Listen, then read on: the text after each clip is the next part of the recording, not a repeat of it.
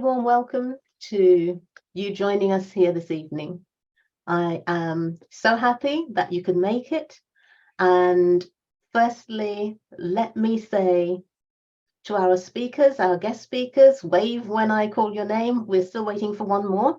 Order on my screen. Christiane, you're joining us from the UK? Yes. Awesome. And we have Deshawn Williams joining us from South Carolina. Yes. Awesome. And Chandler Thomas, originally from Indianapolis, Indiana, yes. but joining us from LA. Los Angeles. Wonderful. Oh, Oludeo, welcome. So happy to see you. So happy to see you here. So, right, for those who are not familiar and joining us for the very first time on the KaushalyaUK platform, KaushalyaUK is a registered not-for-profit community organisation working tirelessly to empower and uplift women, but also inviting men to contribute. Hence, this event, Men Are From Mars, which takes place on the first Thursday of every month at the same time, where we have a different set of speakers for each of the events. The founder of KaushalyaUK, which is actually the name of her paternal grandmother, Kaushalya, the founder of this platform is Ritu Sharma, who is with us here. And she's a women empowerment ambassador. She's an actor, an entrepreneur, a beautiful heart and soul, and a wonderful dear friend. And her mission is to help women, not just those who are in dire straits, but to also, with the projects that we run, personal and professional growth, health and well-being, financial education and entrepreneurship, as well as workshops and social events. We also have a face-to-face event in our local area, Walsall in the West Midlands, on the 1st and 3rd Monday of every month. So that's a little bit about KaushalyaUK. We do have a Facebook presence and also a YouTube channel and a Linktree site as well, where all the links to those different social media platforms can be found. I am Carol Edmondson, and I am a volunteer host on this platform for both this event and also the Women Empowerment event, which is on the 3rd Thursday of every month. Again, with a selection of speakers. Now, what do? Well, I'm a retiree, and besides hosting these events, I'm also a member of a blockchain company, and my host Karen Leo is actually on the event this evening. So it's so lovely to see you, Karen, first time. And I'm also an advocate for natural health and well-being. So kicking us off this evening, without any further ado, I'd love to introduce to you and welcome Chandler Thomas. Chandler is an actor, an athlete, a business professional, founder of New Horizons LLC, co-founder of Elite Events, and there's a special event coming up next week, which I'm sure he will tell us about, and also athletes and entertainers coach and high performance success coach. So without further ado, and one thing I forgot to mention, once all 4 speakers have spoken, I will then open up the floor for questions and answers. So make a note of any questions that you have, and then you can ask it either via chat or raise your hand when that time comes. So again, without further ado, Chandler, the floor is yours. Round 1. Thank you so much, Carol. It's a blessing and an honor to be here with you guys today. Good evening to everyone watching from the UK, and a good afternoon and still good morning here on the west coast of Los Angeles.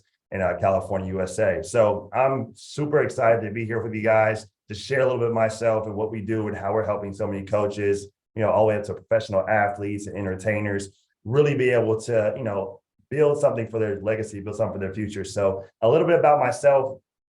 I started off as a speaker, wanted to get in the industry, wanted to help, had a whole career of athletics. So being able to play at the highest level, from Division I college basketball all the way up to the pro level, and just loved it, right? It was my entire life growing up, but as you make that shift, as you go from just being, an athlete to now getting into the professional world, trying to navigate that space and trying to figure out your identity. A lot of my friends, a lot of people that my teammates really struggle with that. And that's one thing I actually learned at a very young age. So for me now at New Horizons, being the founder, really helping athletes, entrepreneurs, really incorporate athletes, entrepreneurs, and also entertainers, right? Really incorporate themselves so they actually become a business. So they're not actually going broke. They're not actually losing the money that they were spending their entire life building. And they're able to create a legacy for generations to come. So for me, I grew up in Indianapolis, Indiana, Midwest guy, played basketball my entire life, had a 2-parent household, was a third of 4 kids, right? So it was always competition in the house. We were always fighting for everything. That's just what I came from. I came from that team environment. So it was everything. And honestly, team to me means together, everyone achieves more. Right. So as I was in this environment growing up, that's all I knew. I wasn't the only kid, so I didn't know how that was to be the only one in the household and getting everything you wanted. It's how can you fight? How can you compete? How can you outbeat that next guy to be able to be the best version of yourself? And that's what kind of created my entire mentality of always showing up, always having to, reprove yourself, always having to show your work. Right. So from, high school, college, all the way to the pro level, prove myself on the court, and then transitioning into the professional world where I had to figure out how can I be able to prove myself, when I'm not using my physical body, when it's just my mind and other things. So as we're talking about men are from Mars today, right? Men are from Mars. We have a lot of things that we do, a lot of things that we put in our mind, a lot of things that we actually can potentiate within this as men, but we're also very logical. Sometimes we might seem like we're out of space because we're really out of space when it comes to our emotions. But when it comes to logical thinking, a lot of men just are only a 1 + 1 = 2, right? But when it comes to bringing us all together, how we can work, how can we solve and actually grow as a unit, that's where actually I come in as a connector piece, right? So for me, it was how can I be able to take all this that people have been doing for their entire life, as I'm an athlete, I'm a soccer player, I'm a basketball player, I'm a baseball player, or I'm a singer, I'm an actress, and then that gets taken away from you. How am I able to make money for my family moving forward, right? And a quick story for me and how I got into this position, when I was actually a sophomore in high school, I was getting ready to finish up the season as sophomore in high school, one of the top players and ranked in the state, in the nation, in basketball. I had a lot of accolades, had a lot of colleges recruiting me, but I had a lot of drama at the school I was at, a lot of, drama with my teammates, drama with coaches, and I kind of was fed up, and I was like, I need to do something, right? Has anyone ever felt like, even though things might be looking good, that, sometimes they're not good for you, right? Has anyone ever felt that? If you're feeling that right now, go ahead and put a 1 in the chat. You've been in a situation where, things are all set up where you're one of the best players, but things are going all against you, right? Whether you see man, might not be the opportunity for me. I might need to be in the wrong team, at the right job, in the right environment. I actually might need to move around because this right now is not working out for me. And that's how I felt, right? And I was feeling like that, throughout that time, I needed to make a change. I needed to be able to adjust to be in a better situation that was going to best be suitable for me moving forward. But what I came to realize is that, and I'm here to tell you that even though you're in your current situation and things might not be looking good, that you might just be going through your storm, right? You might just be going through, the rough patch. You're going through that valley, right? When things seem like there's nothing around you, it's dark in that valley. You're in the bottom of it. It's cold. You're trekking through that valley. I need to get out of here. I want to get to that mountaintop. I want to get away from this environment that I've been in that's holding me back from seeing my full potential. And that's where I felt at a young age. And I ended up transferring high schools and went from a public high school on the west side all the way to a private high school on the east side. completely different. A Catholic high school. I was one of few Black students in my class. I had one class for the first time ever in life. I was the only Black student in my class. It was just a whole culture shock. But in that moment, I was in that year too, I was ineligible to play basketball that year. And I had to completely figure out who I was, right? I moved across town. People knew about me from basketball, but they didn't see me. They haven't saw me play. They just like, this guy's good, but we haven't seen you play. And that's when I had to go through my identity shift, right? Because, a lot of times, just like you're not good enough. Why are you changing the schools? Why are you moving out? If you're good enough to play, you'll stay, here. They'll tell you that you need to stay in those situations and fight it out, that you won't be successful if you move to the other side. They'll say, hey, the grass is not always greener on the other side. But what I will tell you that if God knows your story, God knows where he needs to put you, right? So that you actually can grow in those different pastures and in different environments and actually grow to be a better person, right? And the Lord put me there so that I could grow in other aspects of my life that I was not, used to at that time, right? I was comfortable, right? I got good straight A's, didn't have to worry about really studying for school. I had to go to a private school where I had to actually study, right? It was a whole shift. And that year changed my entire life, right? Changed my entire life because right, I went from getting recruited from these top universities, the Notre Dames, the Wake Forest, schools like that, to then losing all my scholarships. I had to start from the ground up, right? Going to completely different direction, right, for college, right? That led me to understanding what it's like to not have basketball be who I am, right? Not have basketball to be that's a part of my full identity. And a lot of athletes are struggling that, when they get to their adult life and after their career starts to slow down, who am I, right? Who am I and why am I here and what impact I can provide on this world?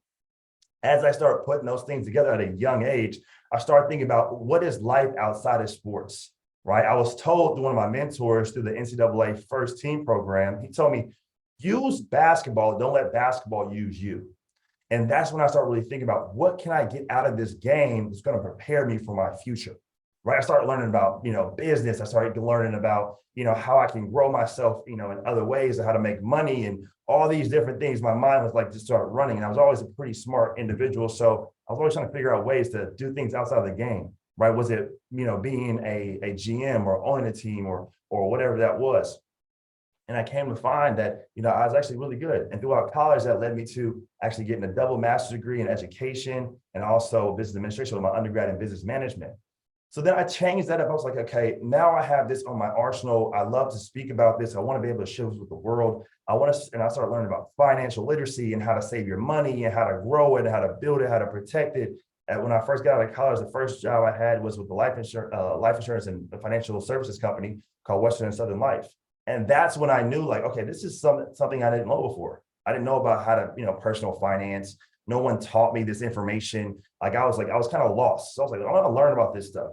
And as I started learning and started sharing and, start creating a business and things just started, unraveling, God started preparing me for my future where I'm at today. So fast forward to today, right? I was like, okay, I want to speak on stage. I want to help more people. I want to share this message, but I also want to put people in position, right, to actually create themselves as a corporation and actually build their finances in a form very similar to a family office structure where they have their own incorporated, system, meaning they have their own finance person, their own philanthropy, their own, real estate investors, all these people working together for that individual and their family to create generations of wealth for these individuals. Right. And for me, it all came all round circle. Right. I feel like you have to put yourself in these type of rooms to be able to start seeing what's actually out there. Right. I was an individual who, I thought making 6 figures a year was great. I got my 6-figure paying job. I was settled. Right. If any of you have ever been in that situation where, they tell you want to hit this goal and you finally hit it and you're like, what's next? Right. Has anyone ever been there before? Right? You can drop one in the chat if you've been in a position where you're like, hey, my whole life, they told me that the goal, the end goal is getting a 6-figure paying job. And you get there and it's not enough.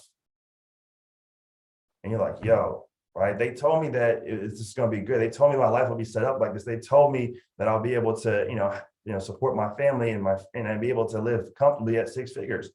But you get there, like 6 figure isn't a lot, especially in California. And Uncle Sam takes a majority of that anyway. So for the people in UK, that's our tax guy, IRS. But when you start realizing, okay, what can I do to better position myself, my family, and so many more? I know that there's more. And I got into rooms where people were making six figures in a month. So people making six figures in a week. People making six figures in a day. And I was like, wow, like this is different. You know, my whole life, they told me to make six figures in a year at a corporate job. And these people have a business and they're making six figures a day, right? And me and my business partner, Devin Scott, I'm a co-founder of Elite Events, where we were able to start helping coaches, speakers, consultants have six-figure days running virtual events.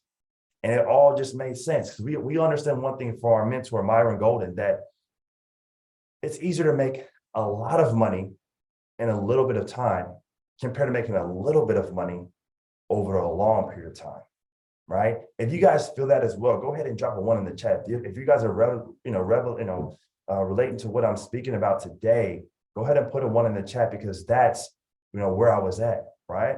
Where we were told that we have to work so hard over a long period of time for money. When I'm here to tell you that was false. That was the misconception. That's the lies they told you. They didn't want you to win. They didn't want you to be able to start growing yourself and be able to make wealth like they grow on massive wealth, leveraging others, right? Because there's 3 ways that people get to wealth these days. And it's so many people get confused, right? The first one has to be leverage. What are you leveraging to actually position yourself to that position where you're making 6 figures in a day, right? 6 figures in a month, even if that, right? The first thing we do is leverage. For us, we leverage virtual events to help people actually achieve that goal. For you, it might be leveraging other people's money and maybe going out and get a business line of credit where you actually can get business line of credit, start a business, have your business running, make a profit, pay off that business line, and keep growing your business. Or maybe it's even using life insurance, leveraging life insurance to create a huge, create your own bank where you're able to leverage off that and be able to start investing into things like real estate and businesses and then the markets where you're able to leverage other people's money, other people's resources, and just use leverage to get to that lifestyle that you want. Because after leverage is lifestyle, right? We all want to have those nice cars, live in a nice house, have all the money, go to these nice restaurants, travel the world, right? But before we get there, we must leverage. Some people want to put the lifestyle piece, first. And one thing I learned while they do that, they said the difference between the rich or the wealthy and the poor and the wealthy, right? Is that the poor just, they want to be able to buy. Let me actually break it down to 3 parts. The poor, rich, and then the wealthy, right? Poor people make money just to pay bills, right? The wealthy or the rich make money to pay bills on time and maybe take a vacation trip here and there and buy some things that they like. But the difference between the poor, rich, and then the wealthy is wealthy make money and actually use that money to go make money for them passively. And that's what separates the poor, the rich, and the wealthy, right? Because the rich, people that are rich, they go out and buy things to impress other people, right? They go out and buy things because they never had it before. The wealthy don't get into that mindset. They go out and invest in things that bring them money and they go buy things with the passive income, right? So understanding the 3 ways. So remember, the first is lifestyle. The first is leverage, then you get the lifestyle. And when you get the lifestyle, you build a legacy, right? When you build a legacy, you're building something for generations to come. For example, you want to be able to have your great grandkids wealthy. They say in the Bible, they say a good man leaves an inheritance for his great grandkids, right? So if you believe that you're a good man or woman, and as I said, men are from Mars, right? If you are a good man, you want to build an inheritance for your grandkids. So when you're saying, I just want to make enough for myself, that's selfish. Think about it, making enough for myself, selfish, right? You want to make enough money to put away that your kids can have a better life than you had. You're setting the foundation, especially us men, for the next generation. So you want to level up every single generation you come from, especially for our Black men here in America, right? Our generations back 4 or 5 generations were slaves. So every single, and not all of us, but some of us, we want to be able to keep leveling up every single time, every single new generation, where we're actually creating that wealth, creating that sustainability for all of us today. So I am here to tell you guys that this is something that is for everyone, men and women. And it's not just something we can do here in the States, but all across the world. I'm here to tell you guys that this is an opportunity. Well, and I'm going to take a second to talk about opportunity right coming up June 5th through 9th. We have our Work Less, Profit More 5-day challenge for anyone who wants to be a part of that, who wants to actually be able to figure out the 4 moves, how to get to 6 figures in a day, right? And if you want the information, I'll drop the link below so you guys can be a part of that as well. But more importantly, I'm going to tell you guys in this time more than ever, right? As the entire world is shifting, there's like a changing of the guard for how the dominant power and what dominant currency and all the things that are happening right now. We must be prepared to be financially stable for whatever happens, right? If you were to lose 1 or 2 incomes, what would that affect your life today, right? If you were able to have to change from, being able to use your currency to someone else's, how would that convert, right? How much is your cash flowing in your business? How much are you cash flowing alongside your corporate job or corporate career, right? So that's what I want to focus on today, because it's so much that we must be prepared for, especially here in the United States. I'm not sure how it is over in the UK, but for us, for the United States, we have so much going on. We hear about the inflation of the dollar and the BRICS movement and all these different things that are going on. Are you prepared if more banks collapse? Are you prepared, if you have to, completely start brand new over? Do you have the skills in place to be able to make yourself valuable to whatever economy you're a part of? And I'm here to tell you that us men, right, we have to be able to take that charge, take that pledge to be able to start leading the household in that area as we should, right? Because there's so many different things that are happening today in the United States, so many different narratives, so many agendas being pushed on just about everything, right? So we must stay solid, stay focused, and be able to start building ourselves as men, right? And as women, as collectives, to be able to push all of the world forward, because the overall goal is how can we make the world a better place? And my mentor, Myra Goldwyn, says, it's like, hey, in order to make the world a better place, you must be staying in your creative space. And in your creative space to make the world a better place. So I'm telling you guys, what are you doing today that's keeping you in that creative space, right? That's allowing you to be able to make that change for the future, right? I'm here to tell you that you have everything in you to be great, everything in you to actually pull out all the greatness that's needed for your future. And I'm just a guy from the Midwest making big things happen. And I understand that there's so much more going on in this world, and we want to be here to help you, right? So if you're a coach, a consultant, and a professional athlete, an entertainer, and you're looking at ways to start incorporating yourself, you want to be able to start having these 6-figure days, you want to be able to start growing your business, you want to start growing your coaching programs or your offer, make sure you guys are on our 5-day Work Less, Profit More challenge. We're going to be breaking down all the steps needed to be able to elevate yourself to those 6-figure days, right? Because I know all you guys deserve 6-figure days. If you believe you deserve 6 figures in a day, go ahead and drop 6 figures in the chat right now. If you deserve it, and you believe you deserve 6 figures in a day, drop 6 figures in the chat right now. I want to see who actually believes in themselves. Drop a 6 in the chat right now. 6 figures in the chat. If you believe that you deserve 6 figures in a day, if you believe that, drop it in the chat. And if you haven't dropped it in the chat, I want to make sure that our challenge looks. We're going to instill in you the tools, the resources, and all the support you need to start believing in yourself to make it happen. So I'm super excited, and I'm telling you guys, make sure you guys beat me there. Don't meet me there, because there's going to be so much value given. It's going to be life-changing. So I'm blessed. I am honored, and it's a privilege to be on stage with all you lovely people, all you beautiful people all across the world here. We got people all across the world, and I'm excited to be able to connect with you guys. So I'm going to drop more information in the chat for our challenge. We'd love to see you guys on. We'd love to be a part of it. And, once again, it's a pleasure to be here. My name is Chandler Thomas. Have a blessed day and a great weekend. I look forward to connecting with you all.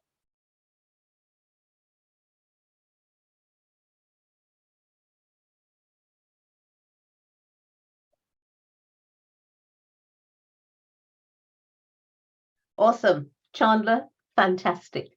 And, you know, everything you said, and someone said it's different in the US to the UK. It doesn't have to be. It does not have to be. Yeah. So we know people in the UK who are on six figures. So yeah. Building legacy. It's what it's about. What are we leaving behind? But more about that when we open up for Q&A. So Chandler, thank you. And put the time as well of the event. For sure. So it's going to be on 4 o'clock Eastern and 5 o'clock for general admission. So 4 o'clock for people who actually upgrade to VIP and platinum, because we know those who want to actually win, they want to move fast. They want to be able to get things done. They want to get their questions answered right away. So we actually have an upgrade package of VIP and platinum. But for general admission, it's 5 o'clock Eastern. I think that's about 10 o'clock UK time, correct? So Yes. 4 is 10, and then at 11 it's 5.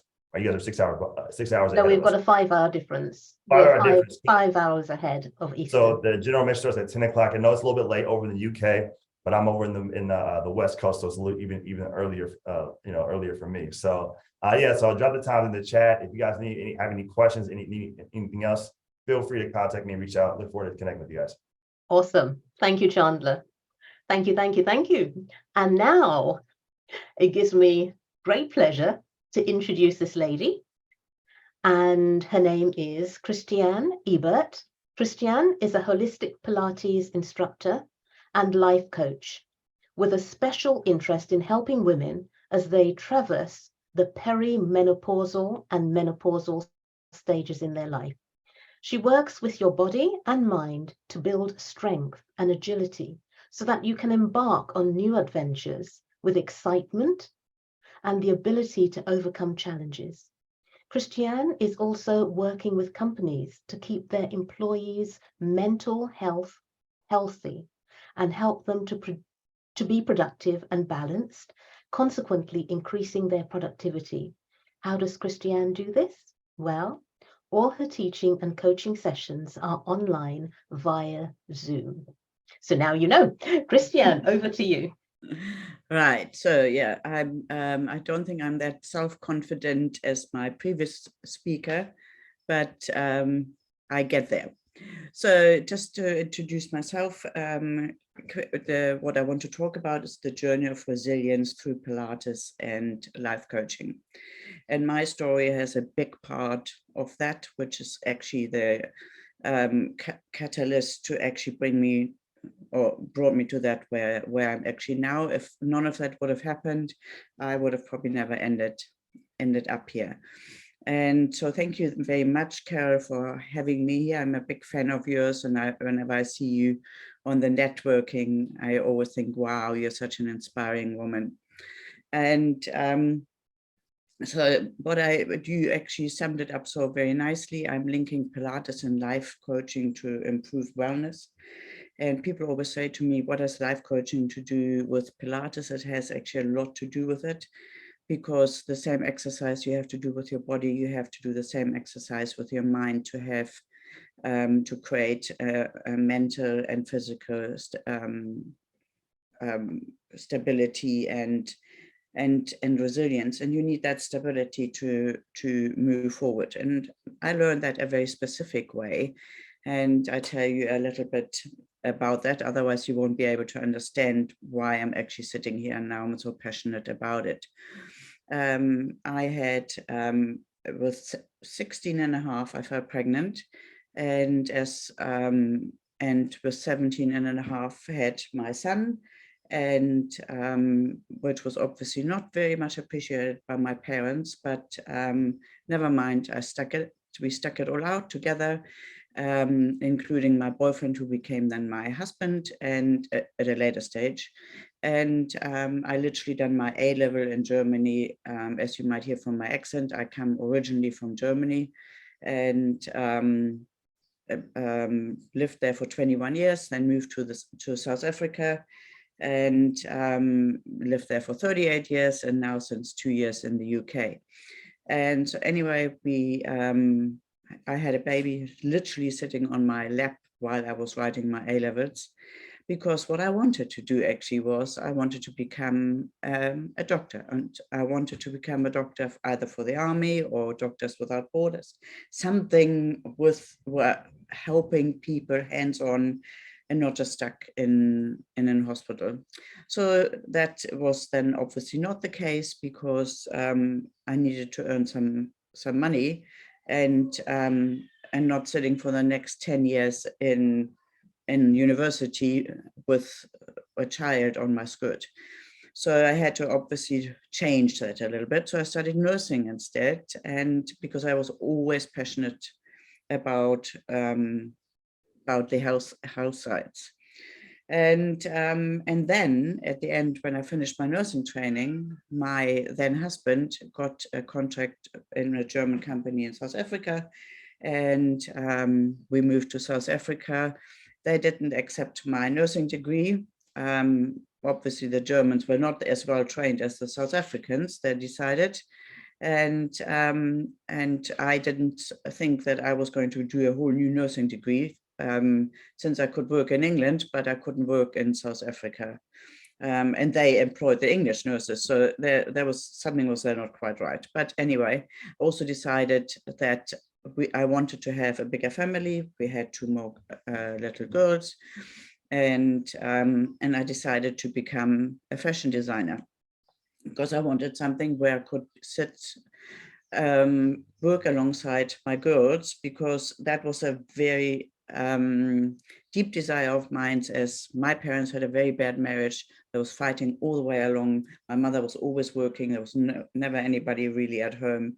And all I wanted, this house with a picket fence, you know how one does when one sort of is young and dreams about a big family and big garden and picket fence and so on. Quite easily at that stage in South Africa available, because the standard of living and the sizes of houses and properties was, and it still is, much bigger than it is here. Anyway, so I had 2 more girls. Literally, I seem to have a little bit of a trend here that I always was learning something with a child on my lap. Done my fashion design diploma and fashion pattern cutting and dressmaking, and worked that with quite success and passion and so on. My marriage broke apart because my then husband decided to marry my best friend, and there I found myself out of the rebound together with a man who was, as today, my counselors, as therapists and coaches would describe him as a psychopath. For 6 years, I was in that relationship, and everything, he had created a whole bubble and a whole life of himself, and all we basically got out of this was that it was very violent domestic and emotional abuse, and my confidence was so rock bottom that, because I got told every time that I'm not good to anything, I would end up in the gutters, and my only desire was to save my children, that we were not actually going to be killed. But as it is, and I couldn't understand it at that time, why did it take me 6 years to get out of this relationship? And then after a year of being alone, getting into another relationship with exactly the same pattern. And just slightly different, was an alcoholic, a relationship with an alcoholic. I stuck 12 years out with that, had a beautiful little girl, she's now 17. And so there's 15 years between the last one of the first 3 and Sophie. And it took me a long while to see that the pattern, I created a pattern, but it was not my fault. And during that whole time, I lost custody of my children, and they moved, of the older children, after I broke up with that psychopath, and it was a terrible, terrible, terrible time. And it didn't help anywhere my self-confidence, and all I did was work to make money. I heard Chandler so well, you know, it's like you can work as hard as you want, but you're not necessarily working smart. And I was certainly not working smart. I was working to earn money, maybe also a bit of occupational therapy as a, and if anybody ever done fashion design totally on your own, you have, it is a lot of work for very little money. And even if you're amazing, you have to have an enormous name and have employees to actually really make good money out of that. But that was not really always my desire. I wanted to help people. Yes, I was helping them looking beautiful and whatsoever and so on, but I wasn't exactly, it wasn't the path I chose originally. So I then decided to go into group exercise training, and I literally done for parallel to this for over 30 years, any group exercise phase, which went through the gyms, whatever happened, I done it, taught it, and enjoyed it. I really, really loved working with people. And then when my third marriage went down the drain, I decided I needed to do something where I could build up my own studio and not having to sit in the gym all the time with relatively small and very small children, and do that. So I decided I'm going into Pilates. But what happened before also was that my physiotherapist said, you know, you need to do Pilates. And the funny thing out of that is that I actually never enjoyed Pilates at the beginning. The first class, I walked out of it, and I thought it was, you don't do this as an instructor in a gym, that you're walking out of somebody else's class. It is point blank not done. It's point blank rude. But this was probably the worst treatment and the worst class I've ever had in my whole life. But it was good. And it was good, like all the other parts, what happened in my life before. It was good that they happened to me, because I had to decide at one stage that I wasn't a victim of the circumstances. I was a survivor out of the circumstances, and I was chosen to experience all these so that I can actually do what I am set out to do now. I also done then a coaching course, and I actually done several ones, and NLP and nutrition course. And I thought, I'm actually going to turn this around, whatever happened to me, and put all of that, what happened to me, and put it into my Mary Poppins bag and use the tools out of that to help people. And that's actually how it started, that I put Pilates and coaching together. And then the pandemic started. Let's just go a step back. I had my own home studio in South Africa, very successful. Lots of people going in and out, and but it is stressful running after the money, because I didn't have the right mindset yet. I was still too scared to make money. I was too scared to be somebody. Imposter syndrome was definitely my middle name, and I wasn't believing in myself, and so I had to do a lot of work on myself over and over again to come to the point to declare to myself that I'm worth something. And it always reminded me of this shampoo advert where they say you're worth it, you know. It's like, and it is really like this. We as women, we are worth it. No matter what happened to us before, it doesn't degrade us, it just makes us stronger.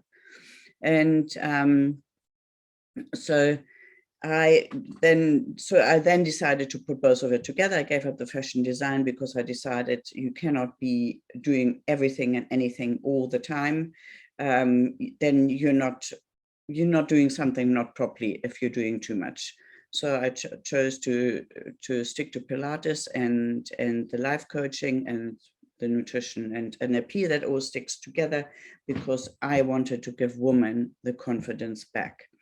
And so to cut a long story short, then the pandemic came, and everybody decided suddenly now they would have to jump on the Zoom wagon. But I'd done that already before, because I had a lot of young businesswomen as clients who then didn't want to miss out their Pilates classes or their life coaching sessions. And so they always got, with every booking, they got a Zoom code already, so they could stream into their Pilates classes. And I find with the coaching, a lot of people were much more comfortable in their own private safety of their home than they were actually here coming to me and sitting in front of me on a stranger's couch.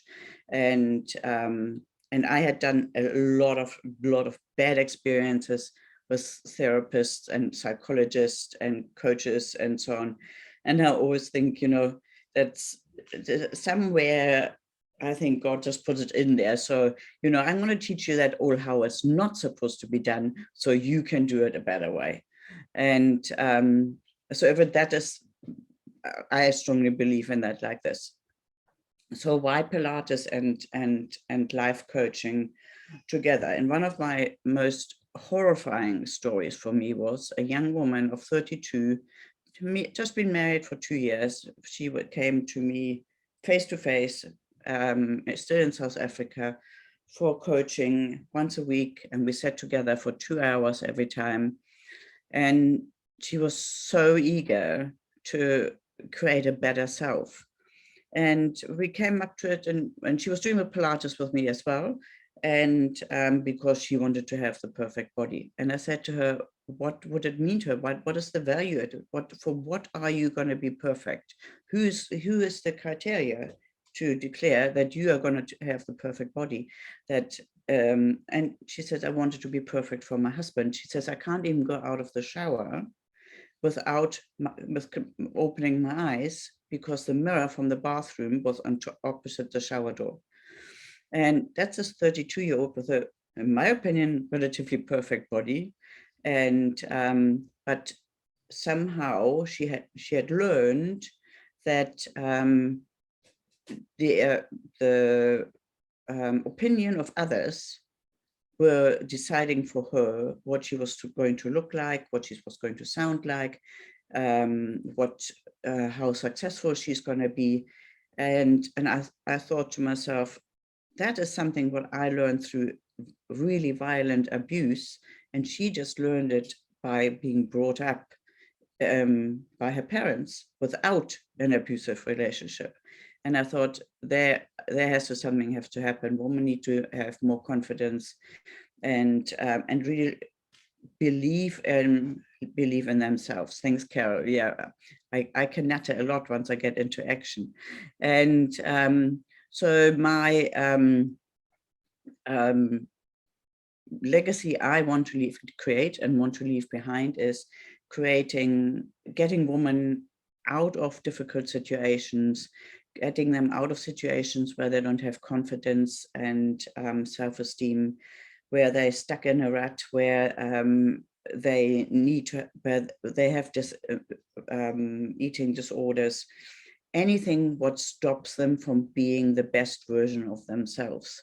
And I'm using Pilates because through Pilates, you can actually create a whole balance in your body again. And with the coaching, so that we're putting these two bows together to create a successful, emotionally stable, mentally sound woman who believes in herself and create a leadership role, no matter where it is, be it in the household, or in a company, or in their own business. That's me.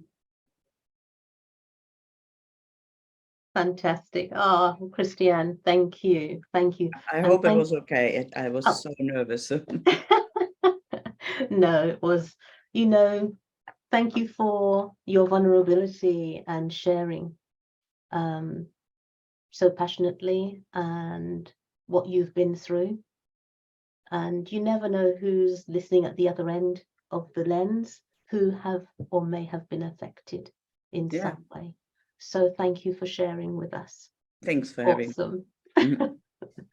Thank you. And as I mentioned, the Q&A, the floor for Q&A will be opened when all 4 speakers have spoken. And now it gives me great pleasure to introduce this young man, who is Deshaun Williams. Deshaun Williams is a dynamic entrepreneur and independent pro wrestler. Captivates audiences with his electrifying performances. He's the founder of Deshaun Williams Industries LLC. He combines athleticism.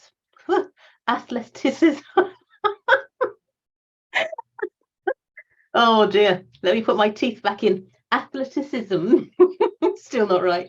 Charisma and business acumen to excel in both wrestling and various industries.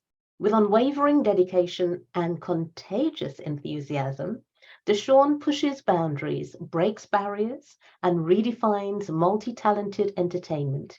He is a force to be reckoned with, captivating audiences inside and outside the wrestling world. Ding, ding, round 1, Deshaun. The floor is yours.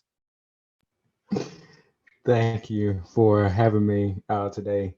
And yes, my name is Deshaun Williams, as she stated. And the first question I want to ask is, have you ever felt like the world could be better without you? Have you ever had that feeling where you were thinking to yourself, the world would be a better place if I was not around? If you've ever felt like that, put a yes in the chat, because I'm pretty sure I haven't been the only one that has felt like that before. So I want to take y'all back to the person that no longer resides within me. I want to take y'all back to September 23rd, 2018. September 23rd, 2018 was a very monumental night for me. I was working security full time. And when I say full time, I mean full time. Um, I was working regular time plus overtime while trying to go to college, trying to maintain a relationship and a social life. Whew, it's a lot. And so I was working 68 hours a week roughly, on top of going to college. So, working 16 hours one day, getting off and going straight into college classes, getting out of college classes and going back to work another 12 was something that I was doing. And it got to the point where my depression was, where my depression got the best of me. And I said, you know what? I don't think I belong here anymore. And that actually led me to a downward spiral. It didn't happen on September 23rd, the event that happened, but it did build up to it. So September 24th, I would go into work and I'm still having these thoughts. Yeah, I'm working security. I want to become a supervisor, but every time I apply for this position, I'm getting turned down because I'm told that I'm too young. They don't like the fact that I'm 19 years old and I'm trying to become a supervisor. And I remember asking the operations manager, hey, why won't you hire me as the captain? And he tells me, 1, you're too young. 2, nobody will ever listen to a word that you say. I'm like, what do you mean? It's like, everyone on your staff, everyone that's working there is so much older than you. You're the youngest one there. Okay, and your point is, and because I was the one that was busting my butt for this job, nobody else worked over 49 hours a week except for me, not even our supervisor at the time. So then when September 25th came, I had to work a 16-hour shift and I was out of college that day. It was the one day I didn't have classes. And I remember just going in working the 16-hour shift, maybe off of 3 hours worth of sleep. I was like, you know what? I just can't keep going like this. I cannot keep going. I cannot keep doing this. And as I'm working, I'm logging in trucks that's coming in. I'm logging in the employees that's coming in as well. And I'm trying to maintain a big smile on my face, like nothing's wrong. But deep down, I have this burning desire that if I was to leave tomorrow, no one would ever realize it. And so when I got home that night at 10 o'clock p.m., I actually I actually decided, you know what? I'm going to do my best to take my own life tonight. And what that entailed was me going into my filing cabinet and pulling out a handgun and trying to shoot myself. And when it came down to it, when I pulled the trigger, the gun did not go off. And I just remember thinking to myself, why did it not work? It's clean, it is loaded. Why did it not work? And I remember laying down in the bed, just crying myself to sleep and just saying, why could I not leave this earth tonight? Because I do not want to be here. Well, the next day was a Sunday, and I volunteered at the church. I was on their media team, so I did everything backstage when it comes to live streaming. And it was just, I just remember right before the service, one of them looks at me. It's like, you look like absolute crap. It's like, thank you. Thank you. and and it's like, what's going on? Because we can honestly tell something's wrong. Well, I tried to take my own life last night because I felt like I did not belong on this earth anymore. I felt like I have no purpose. I felt like there's no need, and I feel like nobody would miss me if I was to leave. And we kind of left the conversation at that. We did not go any further. So at that point, I thought the conversation was over. Was I ever wrong? Because 3 days later, on a Wednesday night, I get a text message from my leader in the church saying, hey, are you coming to volunteer at Fuse tonight? So Fuse was for our younger kids, middle school, from middle school to high school. And I was like, yeah, well, I need to talk to you when you get here. What do you need to talk to me about? I already know what it is, but I want to play dumb because I don't want to acknowledge that he knows what's going on. And he says, we'll talk about it when you get there. And I was like, why can't you just tell me now? Because if you don't tell me now, then I probably won't be there. Me trying to avoid this at any cost. And he was like, well, you're on the schedule, so you have to be here tonight. And you never leave us high and dry unless you're sick. I was like, yeah, I'm be there, but can you tell me what it is that we need to talk about? He was like, oh, I just want to tell you how good of a job you are doing. It's like, oh, I'm about to get some recognition. So I left home and went to work. I'm not to work, but to church. And I remember going there, and we have our whole run through of the service that night. And then we had a prayer meeting. And then right after the prayer meeting, he was like, Deshaun, can I speak to you? It's like, yeah. It's like, so I understand that you want to that you said that you want to recognize me for some of the work that I've been doing behind the scenes. It's like, yeah, I want to tell you that you've been doing a great job, but I also understand that you tried to take your own life this past Saturday. At that moment, my heart dropped because how did he know this? And he tells me, well, as the leader, the team that you serve on, I know these things to yourself or to others. And I just remember I look at him and I say, I'm not a threat. I'm not a threat to myself. I'm not a threat to others. And he's like, yeah, you are definitely a threat. And he tells me, he's like, you got one or two options. You can go to the hospital right down the road, or we can take you to Greenville Medical Unit, which is known big in the state of South Carolina for the help in the mental health field. And I said, well, I'm gonna go to Greenwood because it's closer to home, and I'll be able to get to my car faster. And he was like, well, don't worry about your car because your car is staying here. After the service, we're going to drive you to the hospital.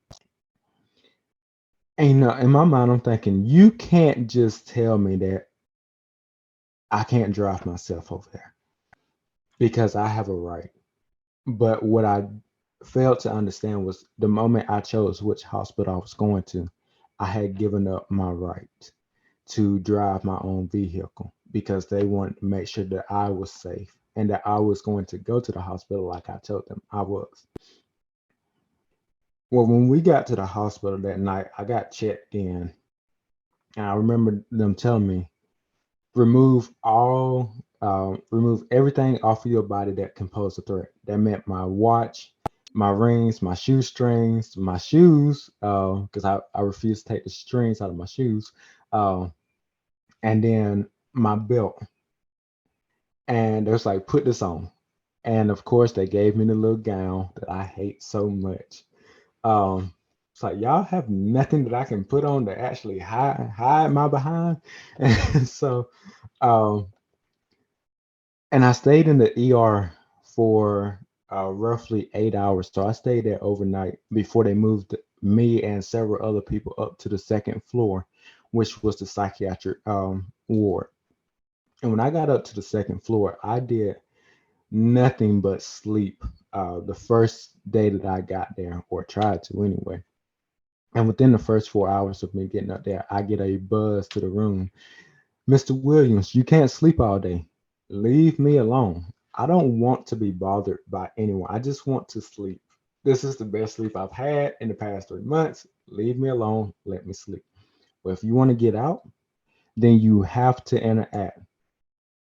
You say, what? If I want to get out, I have to interact? Oh, so how long do I have to interact for until we feel like you are good to be released? Once we do the psych eval and we see that you are interacting responsively and respectively, we will give you your papers to leave.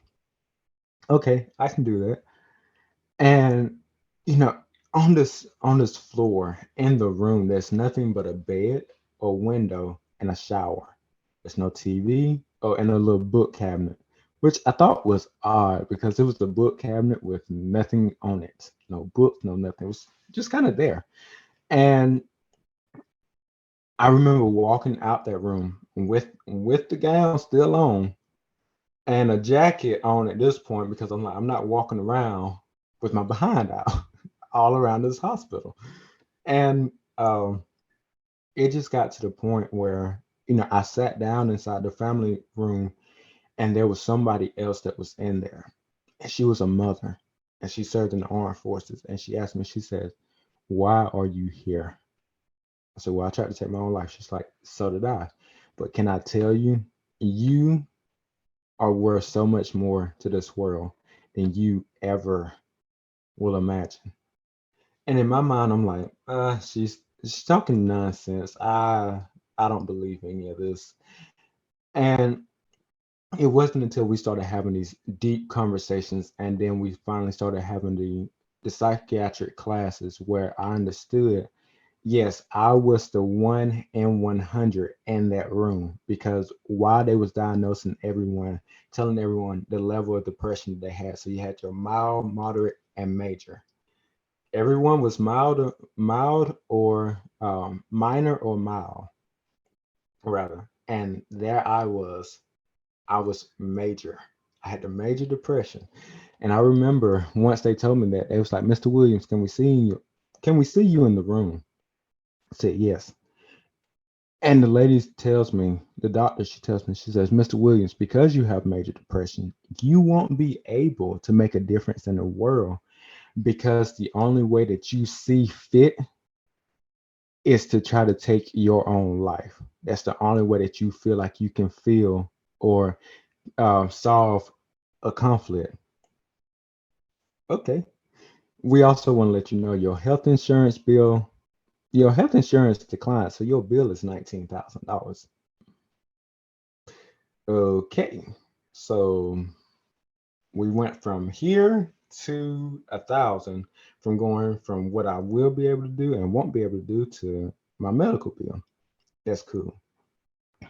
But ultimately, what happened in that moment, and as I look back at it, that was not her trying to put me down. That was her trying to tell me what I believed in myself for so long, that I would not be able to make a difference. That no matter what I did, I would not be able to touch others' lives, be able to help them see that they are worth so much more. She told me what I saw in myself. And from there, that actually lit up a spark in my life to where I was like, you know what? Y'all said I can't do this. Allow me to go out there and show y'all just what I can and cannot do. And since that day in the hospital, I have I actually made supervisor 3 months after I got out the hospital. And I kept that title for 4 months before I ultimately saw my demise in that company. But also, I've been able to go around different states and speak, tell my story, and tell about, while we understand the financial part of building a legacy, but what is the legacy that you want to build with your life? What is it that you want to be known for to others? And that's what I've been able to share with the world. And also, I've been able to step inside the wrestling ring and win this nice little championship. And and in the wrestling world, this is actually my third championship. And what I love about this one so much is this is actually called the Legacy Championship. And so when I hold it, it's like, okay, I have created this legacy, but how much more of a legacy can I create? I can create so much more, because as of now, I have taken my autobiography that I wrote in November 2021 off the shelf to rewrite it and redo it to make it more attention grabbing, make it more inspiring, and to hit people in their feelings so that they can understand what it was like for me. And so that they can also understand that they can make a difference in their world, in their life as well. And I'm proud to announce that that book is almost done, and we're getting ready for the pre-order, or the pre-launch rather, in August. So we definitely got a little ways to go, but I am definitely proud of everything that is going on. So with that, I just want to let everyone. I just want to tell all of y'all that your legacy is what you make it, because success is not defined by how many applauses you get, but by the legacy that you leave behind. So with that, I'm Deshaun Williams, and thank you for having me today. Oh, Deshaun, Deshaun, Deshaun, Deshaun. Thank you. Thank you. Oh, wow. Definitely got some questions for you at the end, but thank you for sharing. Do you still do your podcasting, by the way? Yes, I still do my podcast for Ashley. We're about to take a little break. So Okay. Excellent. Excellent. Phew. What you have been through. So, all right. Thank you, Deshaun. And now it's time for our final speaker for the evening, Jean Craster. And what afternoon, evening, Chandler's case, morning we've had. So welcome, Jean. So who is Jean? Well, Jean is a life coach, a Maxwell Executive Program Leader, and a DISC consultant, and believes you can make big impacts being authentically and fully you. How does she do this? Well, she shares how thought becomes things and guides you to thrive in your unique design. You benefit with the power to consciously create, making that impact right where you are, and see results that you enjoy. All this using research-based variable tools. Jean conducts workshops on personal and team growth, leadership and collaboration, starting with the DISC and world-renowned Maxwell Leadership principles. And not only that, but Jean gives back to the community through youth leadership programs, empowering kids in the ages of 8 to 18. Can't wait to hear more, Jean. The floor is yours. Awesome. Thank you, everybody. Can you hear me clearly, or is it a muffled sound? Wonderful. Awesome. My name is Jean, and I'm glad to be a part of KaushalyaUK's Empowerment Women program, especially under the title Men Are From Mars. It took me a long time to understand men because we were one of three. I'm one of three sisters, the middle one. And so the only frame of reference I had was my dad. And we weren't very sociable growing up. So I was sort of in my shell. It's only later on that I realized men are from Mars, but doesn't mean they're mad or they're evil or they're different. They just think differently. They think one step at a time. Apparently there is, there is this book called Men Are From Mars. And one of the things they say is, I'm not sure if it's that book or another book, but I just want to finish this part out there before I start on my presentation. So men are like waffles and women are like spaghetti. So women go all around thinking about different lists, different timings, children, grocery shopping, household. We have like 101 things claiming our attention at the same time. Whereas men, lucky for them, they're wired that way. They just think of one thing at one time. So if you're repairing the car, you're just repairing the car. You're not thinking of anything else. And if you're watching TV, you're only watching TV. So we think, how's that even possible? But you know what? Somewhere there's a balance of an overactive mind and a steady mind. So somewhere this world goes, right? So I'm happy to have men from Mars like that in my life. It took me time to appreciate them. But I do know that they definitely are, they complement me on the right side. On that note, I'm going to talk about how you can change your outcomes. And while this may sound fluffy, it's not, because it's come from years, 10 plus years of studying law of attraction, and about 7 plus years of studying leadership under Maxwell Leadership principles, and about 40 plus years of life experience. So life, every kind of word that needs to be written has been written out there, but it's only experience that teaches you, nothing else in this world. One of the things I realized growing up, that life didn't have to be hard. It was hard on me. I mean, it wasn't hard on me. I was a deep asthmatic growing up. But one of the things I realized in my deep asthma phase was when I couldn't speak and I could just pay attention to what's happening around me, is I could sense the currents of sometimes people being so aggressive, sometimes people being so relaxed. And I used to think, why don't you just relax and let it come through? Because people are good internally. You just don't have to rub them on the wrong side, right? So from that thought as a child to then learning about power of our subconscious mind, and then learning that I can change my outcomes, it's been one hell of a journey. What filled the journey in between was 23 plus years of financial services expertise. I spent my last 20 plus years in different financial services sector, and finally was at a bank doing mortgages, financial investments, and millions of dollars for my clients.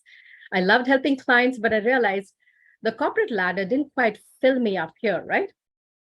So eventually I took a break about 3 years ago, put this all together and started Change Your Outcomes. So let me tell you what Change Your Outcomes means for you. Change Your Outcomes is all about knowing your unique pattern. Now, as a middle child, as a Libran, I'm used to settling in, being one of them. I love being hard. I love co-creating with a bunch of people. I hate confrontation. So, imagine me just being happy, going along the way. And over the time, I realized, wait a minute, I do need to have a voice and I need to cultivate it. When I was in school, 7th grade, I remember we had a YMCA, something called as a YMCA, which was an international youth movement. I remember the facilitator at that time, one of my favorite teachers, asking us to repeat after herself, God does not make junk. I am unique. I remember her asking us students to repeat it. And of course, I repeated it. But since then, this question stayed in my mind. Why am I unique? How am I unique? Yes, we know it's our culture, it's our heritage, it's our makeup, but what is it? Give me something more tangible. When we go along life's road, we sort of know where we are going, but often we know what we like, but often when we start going without a map. So when you don't have a map in front of you, a specific direction, every direction looks good. I'm in a good mood, let's go, right? But life, we're born so that we understand certain aspects. So we bring that difference to the community we are born to bring difference to. And if we didn't have that experience, we wouldn't be able to share. I mean, what will you learn from somebody who's always had a silver spoon in their mouth? That you always had a silver spoon in your mouth? Like, did you have any challenge? What did you learn, right? So we came to learn from our challenges so we could share from our heartfelt experiences what it meant for our tribe to move from point A to point B as coaches, as business people.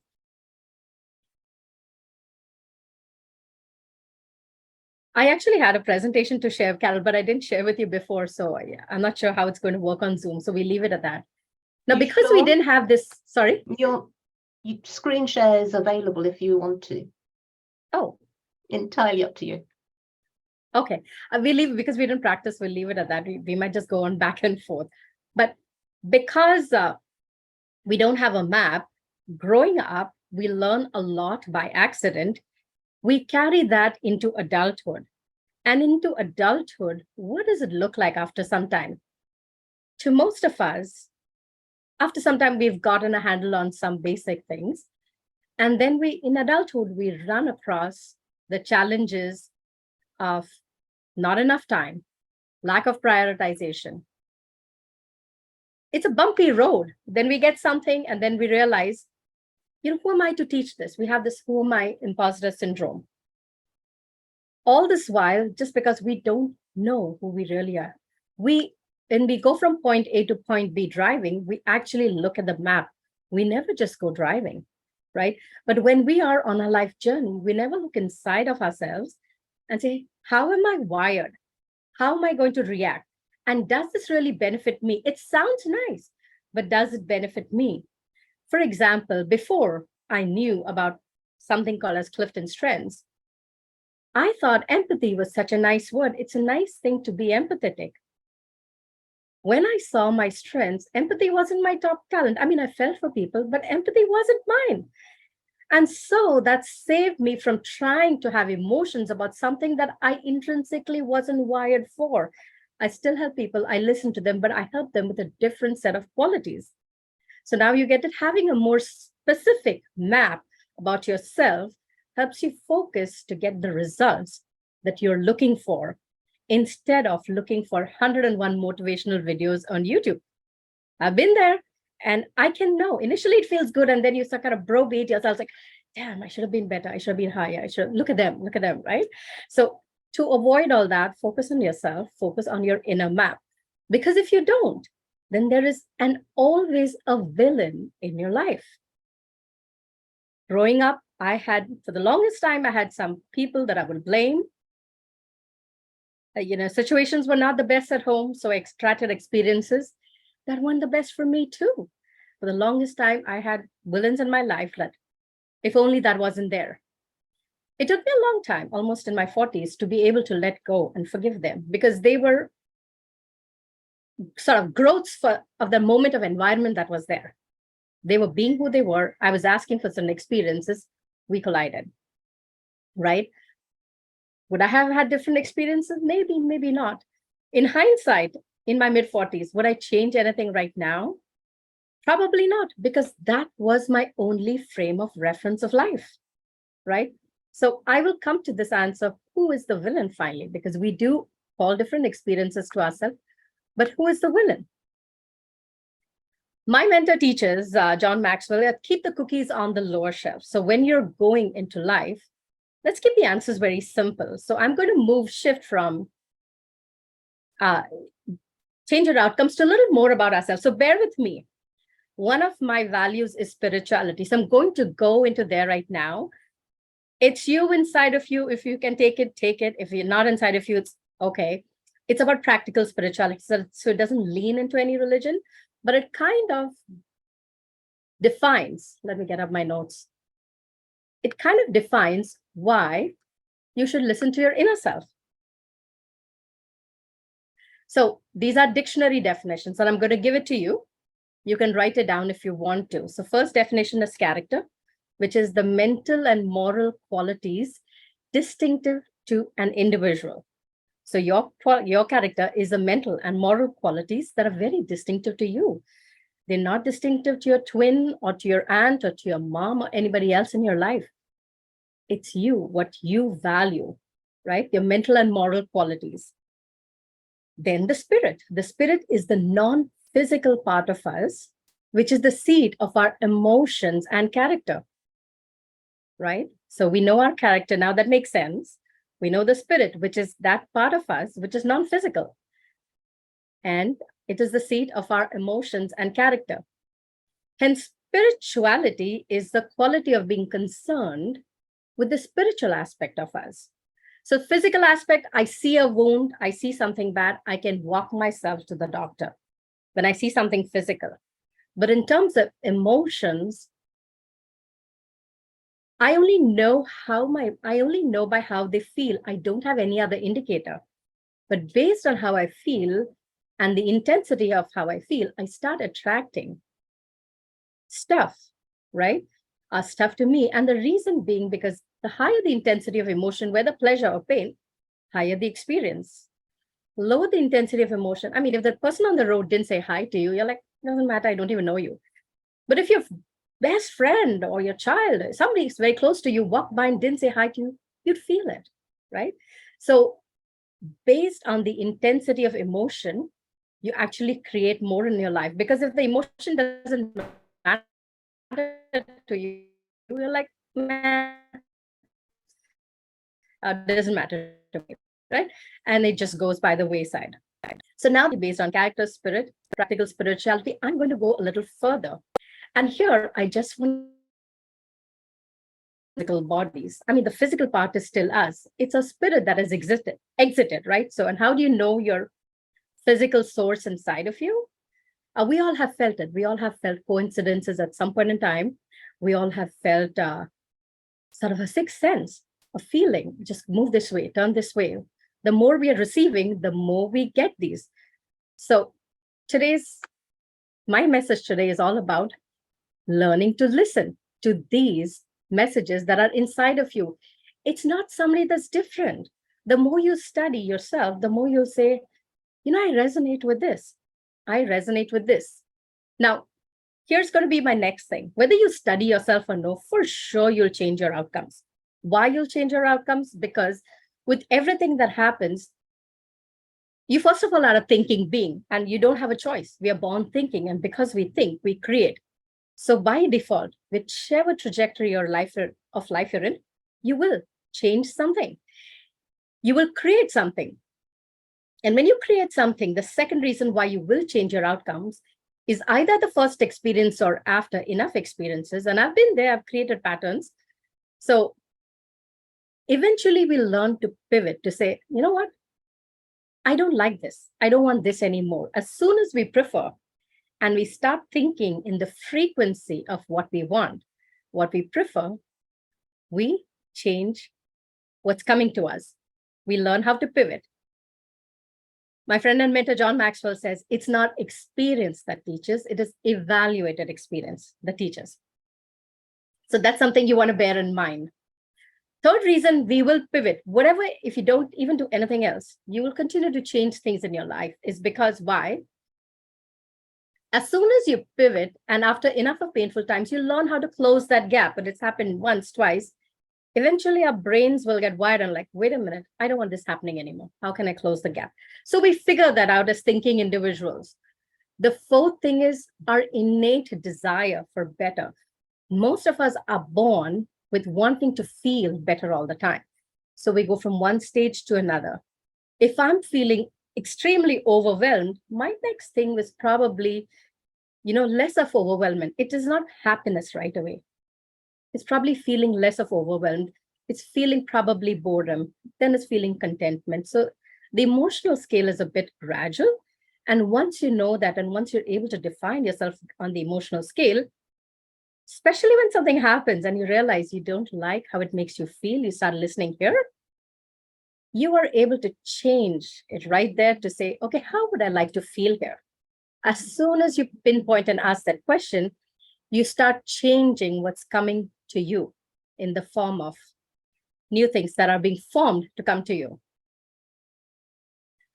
So we as humans, the sixth one is why you'll continue to change is because like you continue to prefer, we have the gift of choice. So it doesn't matter what happens. Eventually, not only will you prefer, but eventually you will make a choice to say, this is how I want to act, or this is how I want to dress, or this is who I want to be. We eventually give ourselves that permission, right? Sometimes at the first shot, sometimes after a few shots.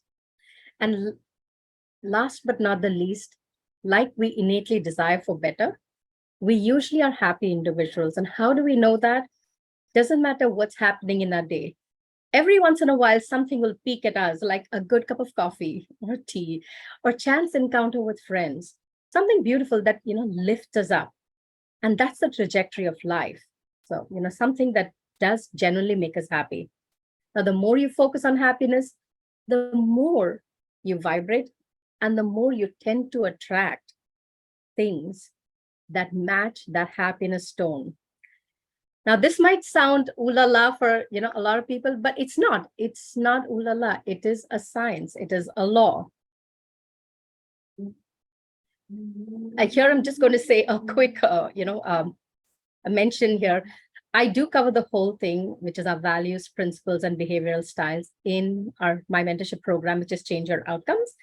And then we do go into law of attraction. So you expand not only who you are, but through the focus of your innate qualities, values, you start attracting a different set of principles in your life and create an all-round life that matches that same vibration tone.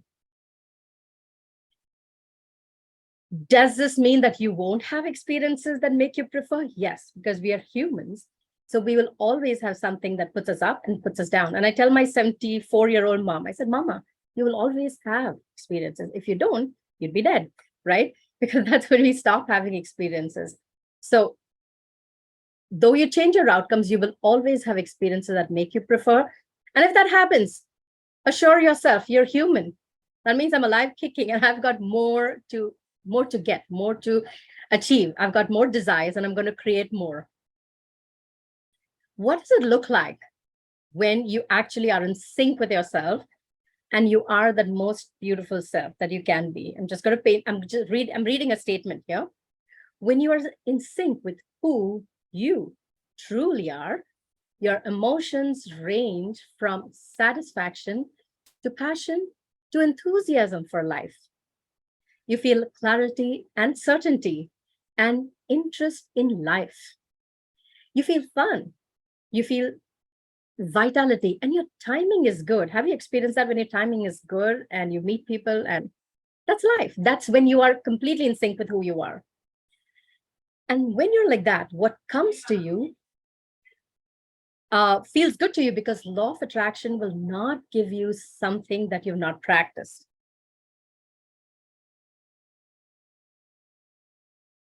On that note,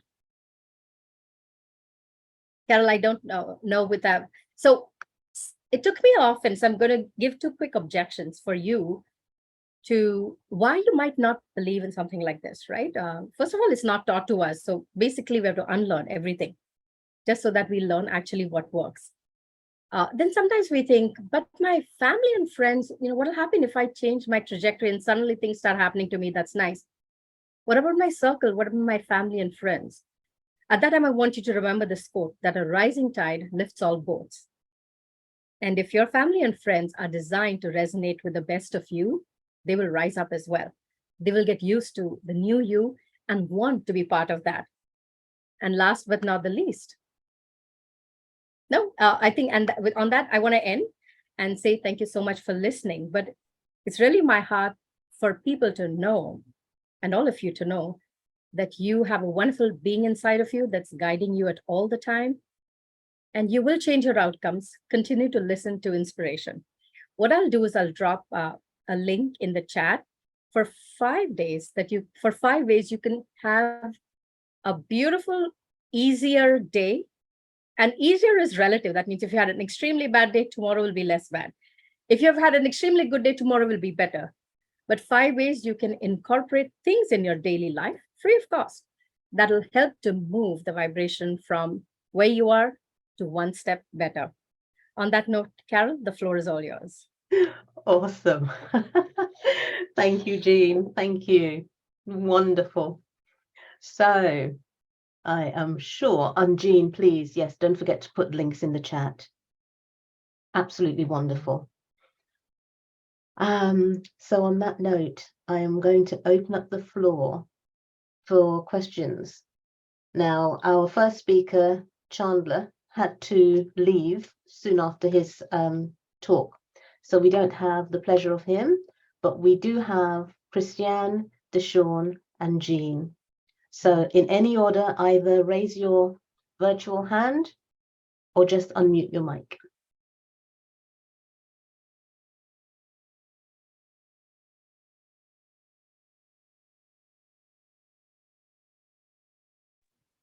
Don't be shy. I've got a question with Christian. Go for it. Okay. I don't know if it's a right question or wrong question. It's just something which I personally have experienced and struggle a lot.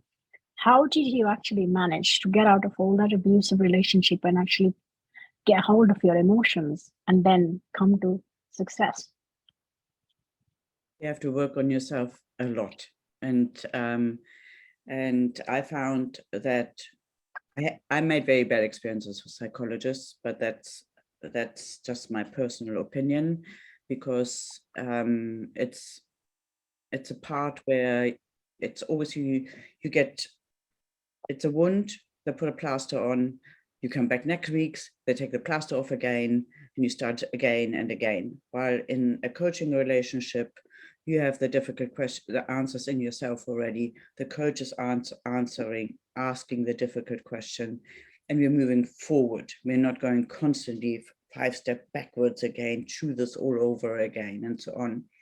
So from the emotional side, I still have, I'm still on anti-anxiety and depression medication, but basically, and my GP said this for a while, because actually I had a coach who said to me, if you are still suffering from anxiety, how can you be a coach to other women?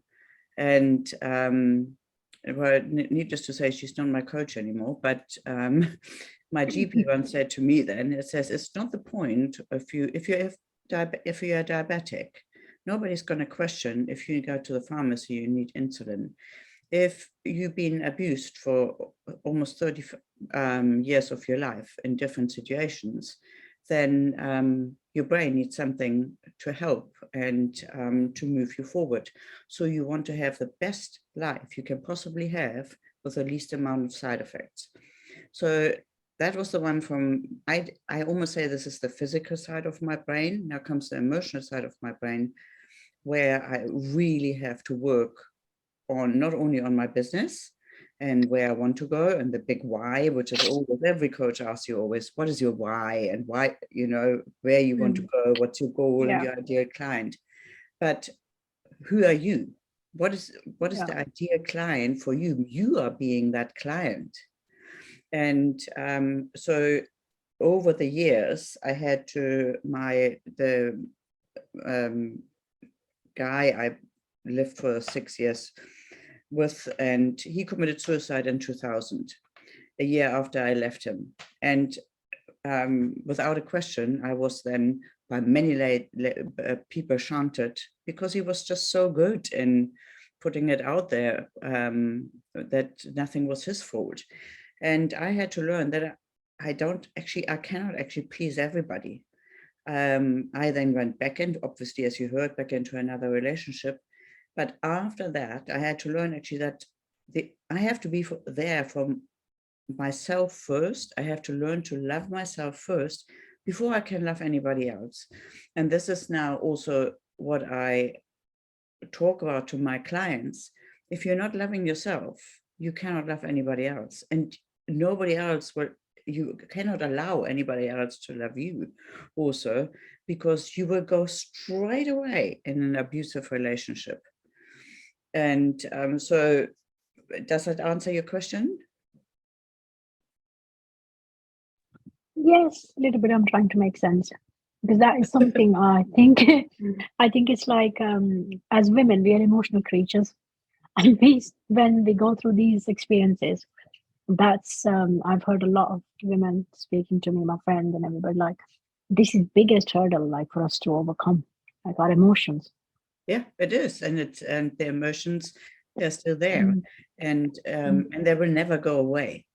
It's something what you put into a box, and then we put the lid on it and say, oh, now I'm here, and so on. I still have guilt feelings towards my children. From time to time is getting better. And for me, meditation, journaling is a big point to accomplish that. And I've got a couple of books, authors I really adore, and like Brené Brown, for example, and so on, who are really on my wavelengths. But the emotions it takes time. That is just not something you say, okay, I'm out of it now. I went through 2 coaches or something like this. I understand it in my head, but your heart isn't understanding it. And I still wake up sometimes, and I actually have gaps. I have gaps in my memory from certain times, which I actually cannot remember. And from my childhood and from the certain relationships, where my son, for example, says to me, Mom, do you remember that guy from school? And I just said, yeah, of course. And I haven't got a clue, because it happened that time. But from time to time, suddenly I'm moving tomorrow into my own place. I lived the last 2 years with my daughter here, or I'm moving on Saturday, but I'm getting the keys tomorrow. So it's a big accomplishment. And I found photos from the last 30 years, a whole box I hadn't touched for a long while. And looking through these photos, a whole lot of memories back. You cannot take it out, it's like you cannot just erase your history and with that the emotion. It's just you're learning how to deal with the emotions in a healthy, manageable way, so that it's good for your mental health and also good for the mental health of my children. But I had to also learn that I come first, because if I'm not mentally health and sound and happy and so on, then I cannot offer it to anybody else. It's a very hard thing when you're a parent, especially when you're a woman. It's a really, really hard thing, Yeah. I mean, I've got a 17-year-old still, and we all know that 17-year-olds are not always a pleasure to be around, and but that they're also the most amazing creatures, because they are actually so honest and so straightforward, and we call them basically a pain in the butt or something like this, because they're not conforming to what we want. But it is, if we wouldn't in a box, then and let them thrive, then it's the same what we have to allow ourselves. Don't put yourself in a box. Listen to who you are. That's what Jean said. Listen to who you are. Discover, allow yourself to discover who you are.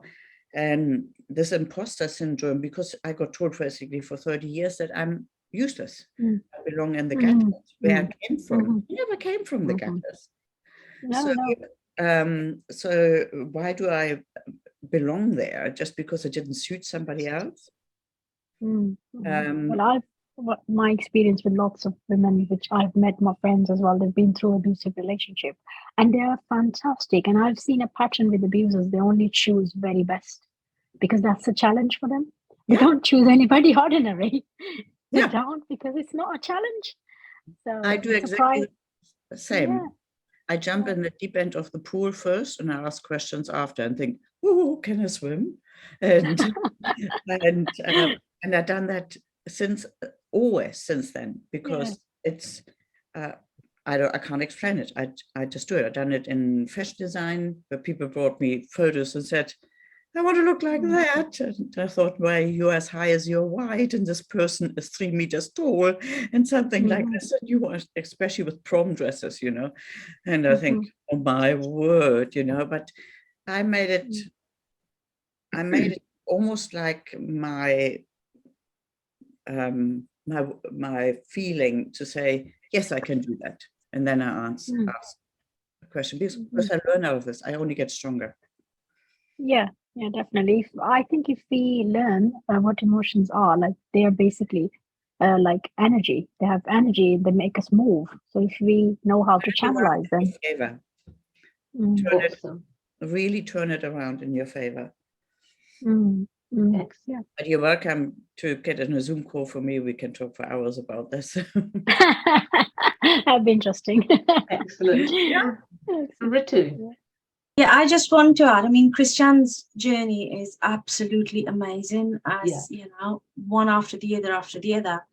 Normal people, Christian, and it's a compliment that normal people would be broken by one experience of that kind, and you went through one after the other. And I just wanted to come in here and say, I mean, as you can tell, Aska, it's a long journey. If unfortunately anyone has come across an abusive relationship, it's not a band-aid fix kind of a thing. It's a long process, and the memories and the trauma, because it makes permanent chemical changes to your brain, scientifically proven, it stays with you sometimes for the whole of your life. Great start, I'd say, is to surround yourself with people who are uplifting. You know, even if it physically doesn't do anything, it will keep you alive and breathing and hopeful that change is possible. And another definitely. brilliant thing is that women like this, who unfortunately go through abuse, need reminders every now and then that they are worthy, and they definitely have got something in themselves that they can share with the world to make it a better place. And maybe they can start giving, because when they give, they'll start seeing worth in themselves. So I just wanted to add that. Everything else Christian said is absolutely golden. Thank you so much. Yeah. Thank you. If I may add to this, it is like, I asked myself for many years afterwards, why did I just stay in that one relationship for 6 years with 3 small children? And that is the biggest guilt factor we're putting on ourselves. Why did we not get out of it? And somebody said to me then once, and it was something really out of the ordinary. I think it was a client of mine for fashion design. We were looking through fabric in a fashion store, and she was asking me and how I feel about it. And I say, I feel I'm a failure because I didn't get out of it as when I should have done it. And I didn't even tell my family about it. Nobody. I hidden it because I was so ashamed of it, because it was my fault. And she says that is, and it, as I know now myself, this is the biggest problem with women, that they're believing that it's their own fault and therefore they're stuck in it. And they are so manipulative also, not the women, the people they are perpetrator. With, the perpetrator, that they're keeping them in that relationship over and over again. I mean, I could talk another hour what all happened. And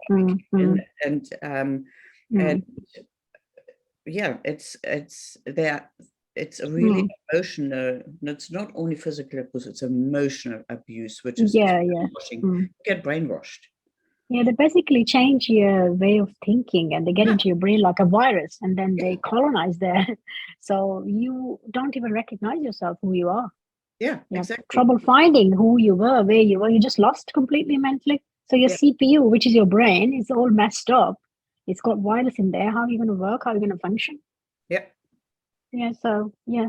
So, and we keep trying, and we think, oh, I haven't exhausted all the avenues yet. I haven't done this. I haven't done that. Maybe that worked, and that we don't realize in that time we have spent in that abusive relationship for like maybe a decade or more because we keep trying. We keep the hope alive. Yeah. I've heard of. Yeah. Excellent. Well, you're so right. There's so much to be said on this subject. Yeah, it's really deep. Really deep. I'd like to ask, or anybody else with a question? Can I just add something here? Lata. I just wanted to, I missed Christian's talk or Christine's talk, but what I'd like to say is from actual first-hand experience is bringing the fact that we keep talking about these things, but are we expected to manage these things on our own, or is there going to be some laws that we need to concentrate on to bring these changes that we so much need and desire for all the human race? It will affect the men itself as well and bring the best out of them, and they will enjoy life in a better way.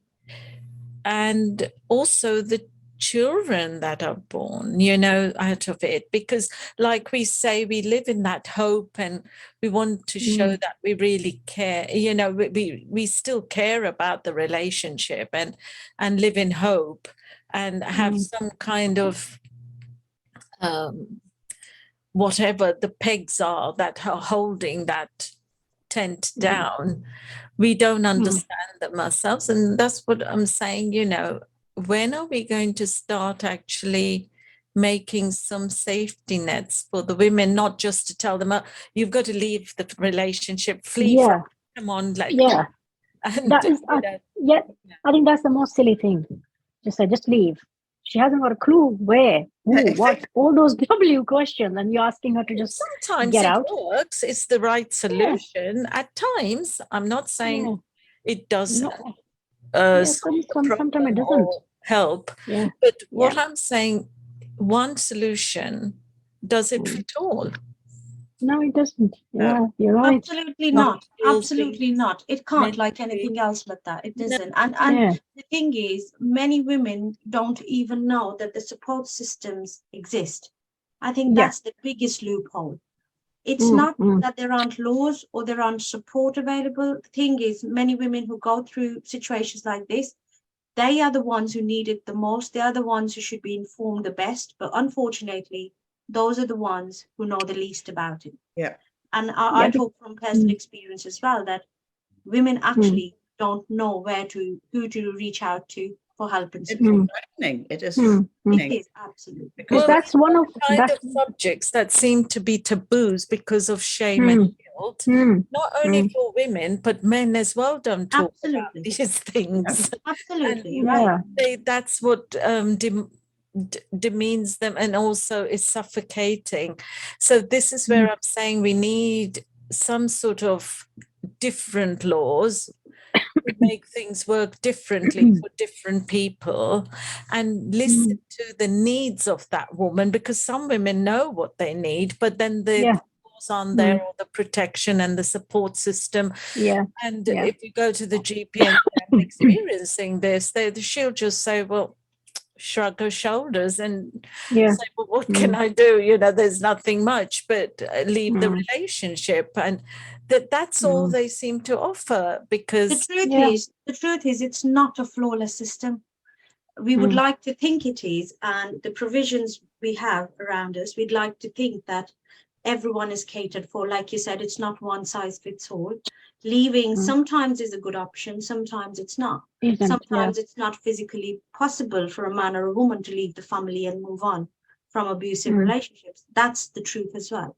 It is not a flawless system, but we can strive to become flawless. We can continue to contribute to whatever little each one of us can do, from, like Christiana is doing a great job by contributing to women's lives when they approach her and they want to get out or they want to turn it around. And exactly how Jean said as well, that she shows people how to become different and have a different outcome. And Deshawn's, did you listen to Deshawn's story, Lata, or were you a bit late after?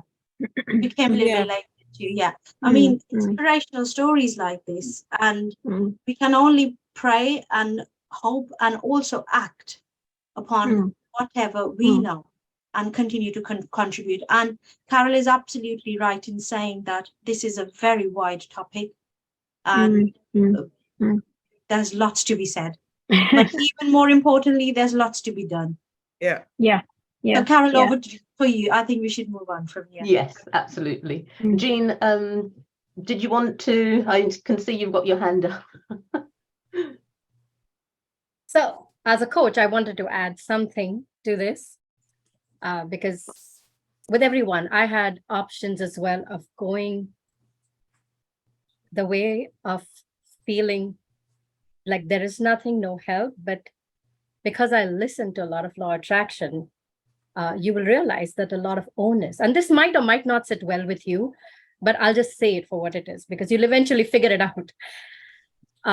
One of the things when I was tempted to move, I remember at 40s telling myself, I've got to change my company, I've got to change my husband. But one of the things that I've learned from the law of attraction that's beaten over and over and again is if you don't clean up the vibration of where you are right now, you're going to attract the same thing in the next relationship. So before I left, before I was getting ready, I started making a focus wheel. That's one of the tools in the law of attraction of everything, even the most silliest thing that I could like about a situation or a person, right? And that eventually, it takes time, because remember, these are patterns of thoughts and neurons that you've built over years.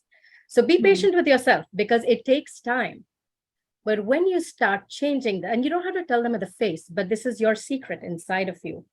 The more you notice, the more you beat the drum of something that you can find positive for whom, not for them, but for you. Because whatever relationship, present or in future, you want in your life, you want it to have the emotional tones that you like, which is possibly stability, compliments, a fun and friendly environment. When we have something unpleasant happen to us, the emotion inside of us is so strong that we cannot think. All we can think of, oh my God, that's happened, right? I call it emotional holiday. I would take an emotional holiday, and for 2 weeks, you couldn't find me. In the sense, you could find me, but I couldn't articulate. I would go up in this closed shell and I couldn't articulate. And one fine day when I left my job and I was as a coach, I said, I've got to get to the bottom of this. I cannot take an emotional holiday. I got to learn to deal with this. And the secret is the emotion comes up because it's telling you that something here is wrong. Something here is not right. Now, that's no secret. But that's the indication. As soon as we feel that, to stop back, say, wait a minute, what here is not right? And how would I like it to feel, right?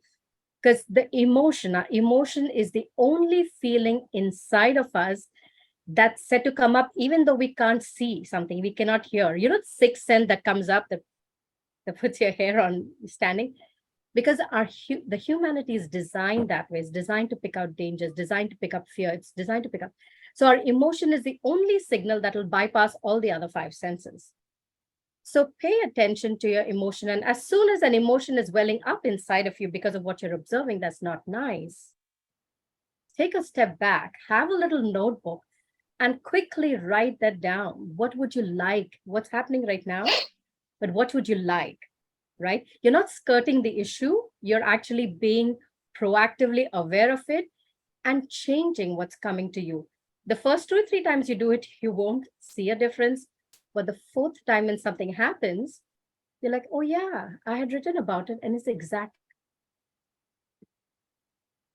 Oh, nope. Oh, we lost her. Yeah, Can't hear. frozen Jean. Yeah. Question for Deshawn. Incomplete. Oh. The villain.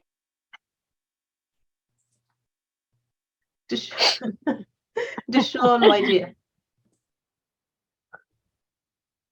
So, from what you've been through to where you are now, what would you say? And, you know, a question.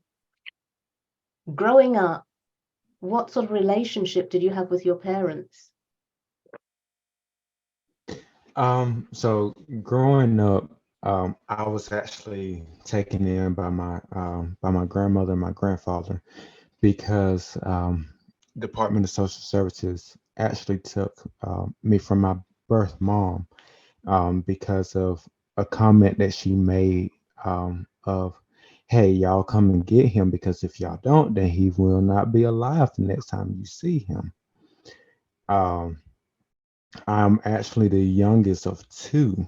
My brother went to go stay. My grandparents actually had custody of both of us at one time, but because they were both up in age, my grandmother told them, "Hey, he has his father. His father can have him." For me, it was either my grandparents or it was foster care. So my grandparents decided to keep me, and I'm thankful for that. So. Awesome.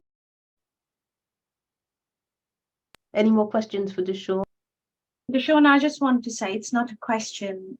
I just want to say that you are a great example for many young people to follow. And we are all aware that mental health is a big issue right now. And it affects younger people way more. Well, there's no comparison, but younger people are more vulnerable to it. Let's just say it like this. And I think you've done a great job of creating yourself and recreating yourself and doing so well for yourself. And it's absolutely wonderful. It's really an honor to have you on board today here and to be able to listen to your wonderful story. And I really hope that we can share it really widely across, our social media as well. Everybody else, please share this out as well. We never know whenever we share these things, who it may help, who it may reach, who needs to hear this. And we have had a wealth of, inspiration just in tonight's session. So, Deshawn, especially to you, thank you so much. And thank you to everybody else, Christian, Angie, and of course, Chandler, who couldn't stay for any longer. Thank you very much. Thank you very much for having me. Thank you. Yeah. Carol, you're on Thank you. mute, sweetheart. I was saying, please copy the links in the chat. Copy the chat. There's some valuable links in there. Yeah. Would they disappear after the chat disappears? Like the Zoom meeting finishes, would they disappear, or would they stay, or we No, keep them? if you copy it, it will download on your Device. phone or computer, whichever you're using. Okay, so if you just download it, all right. So we go to the chat then. Yeah, there's 3 dots, and that says more.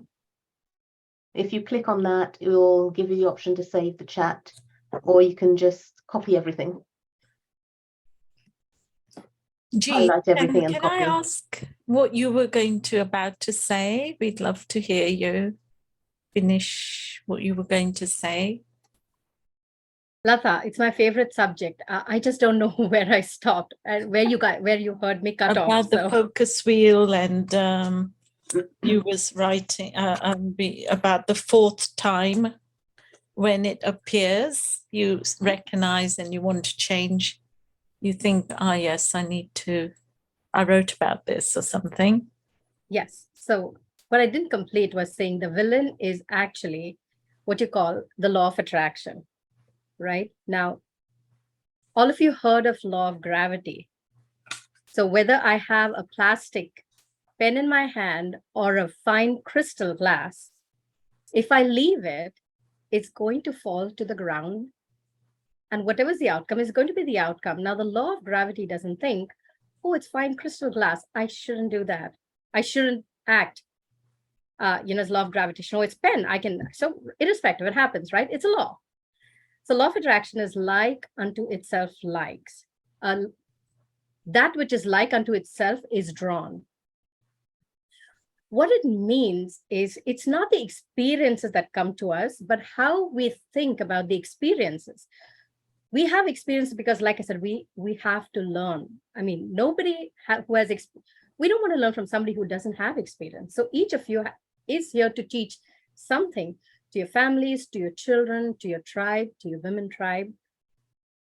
But once you learn how to turn things around, that there was an unpleasant experience, that's indicating to me that there's something here that I don't like. And to Christiane's point, she said, if you don't acknowledge that this is something that you don't like, it's like putting a Band-Aid on top, A, B, C, D, E, eventually till it shows up either in a physical dis-ease or in mental. Did I have to go through depression before my doctor said, you know what, you're going through a severe case, you better, I had to go through it even as a coach to say, wait a minute, I'm putting a Band-Aid on something that I should be acknowledging and actively working on, right? So when you acknowledge, when you pay attention to the emotion inside of you, it's slightly difficult for men, because when I spoke to my husband, he's like, we don't acknowledge it so much, right? So it's slightly difficult for men to acknowledge and be attentive to that emotion, but emotion is there inside of all of us. When we acknowledge that feeling, that, where we feel something's taken from us, it doesn't feel right. So take a step right there and use a focus wheel or a notepad to say, what would I have liked from here? Put that in the center, or what a good ideal relationship is like, right? So don't bring in somebody who is so close to you in experience that, at that point you can't think. Think of an ideal relationship, like get back from the emotion a bit.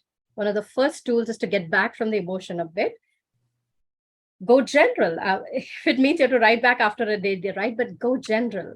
Get into a good feeling place and then write, because remember, law of attraction is constantly working 24/7. What you want to do is get into a good place and then actively feel and attract. When it comes to you, you will recognize it. Does that make sense? So the villain is law of attraction. It's not you. It's not your experience. We aren't taught from childhood that an experience means good and bad, and how to draw the good experience to us. The bad experience was for us to say, wait a minute, I'm not designed to be here, or this is not how I'm designed to be. I have a different purpose. But the thing is, since that's not taught to us, we think that is, like in Hindi, we say, akarma. It's not, right? Yeah, It that is actually confuses the shit and the life. I agree, right? It's such a, subject that I think just to avoid answering, they say that karma. No. Right. So once you actively Stop. deal with it, there is a solution. But in deference to the time, I'll give it back to Carol. Wonderful. Okay, and yes, this could go on. The recording, it's been streamed live on Facebook, so if you're connected with Ritu and myself, KaushalyaUK Facebook page, you will be able to see it. It will also be uploaded to the website and at some point on YouTube as well. But before I hand over to Ritu for the final words, I just want to say a big thank you to Christiane and to Jean, and of course to Deshawn and Chandler, who's had to leave earlier. And a huge thank you, Ian, we never heard from you. And Leah, thank you for joining us. Dementi, thank you for joining yes, that's us. me. Thank you. Aska, Karen, my sponsor Thank in you. the blockchain space, Pushpa, Thank you. Lata, Rajendri, iPhone, and Dian, thank you so much. And now, Ritu Sharma, the founder of this great platform, who makes all this possible for us to actually have this sort of conversation and invite speakers from around the globe just to share, because stories are powerful. They can make or break a person. Sometimes your story leads you into the profession that you are in. So, Ritu, over to you. Well, thank you so much, Carol. What can I say after this wonderful session tonight? A big thank you to all our speakers. A big thank you to everyone who joined us tonight. And please stay connected. KaushalyaUK is a not-for-profit organization, and all we do is out of love and kindness, and all we ask for is that you pass it on. We welcome everyone to the platform, to the group, to the organization, and we welcome everyone and anyone to take what they need from here. And we are here to help and support our community. And as I say, all we request then in return is to pay it forward. And that's that. And a big thank you to Carol, of course, from the bottom of my heart, because it takes time, effort, and energy to bring people together, how Carol beautifully does it. So thank you, Carol, for all your time and energy and effort that you give to KaushalyaUK. This is possible because of wonderful people like you who are leading KaushalyaUK's platforms. I'm sure Carol has mentioned that for our speakers, we have a separate project where we run independent workshops. If any of you wonderful people who are doing some great work in this world would like to offer an hour of your time to our community and share your expertise and knowledge, give them some empowering tips and tools, we'd be very happy to host a workshop on our platforms. And the least we can do is stay connected. I have posted the link tree one more time. If nothing more, please go on Facebook and give us a like. That would help us a lot as well. And on this note, I want to say a big heartfelt thank you to each one of you. Thank you very much. Can I have one question? Sure, you can.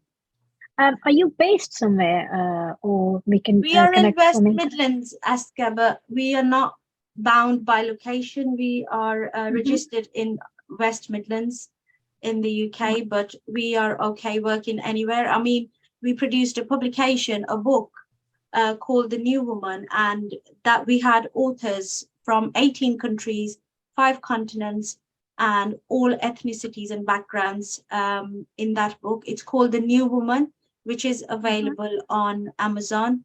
So I thought I'll just plug that in, but that's a great example to show that we are not location bound. We work with everyone anywhere. That's great to know.